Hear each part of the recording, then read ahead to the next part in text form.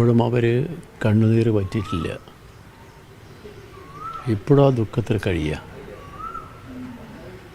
ഒരു കുറ്റവും ചെയ്യാതെ നാട്ടിലാർക്കും ഒരുവരെ ഒരു ചീത്തപ്പേരില്ലാത്ത ഒരു ചെറുപ്പക്കാരൻ, അദ്ദേഹമാണ് നമ്മളെ വിട്ടു പിരിഞ്ഞത്.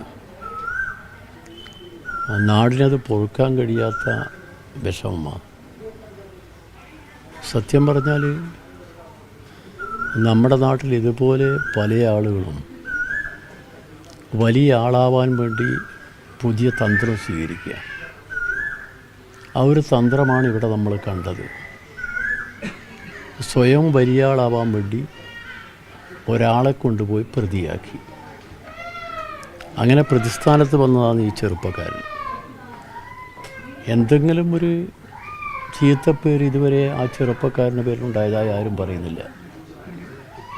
അപ്പം അങ്ങനെ ഒരു അവസ്ഥയിൽ ഈ സംഭവം നമ്മളെ മുമ്പിൽ പെടുന്ന ഒരു കാര്യമാണ്, നമ്മളെ കൺമുമ്പിൽ.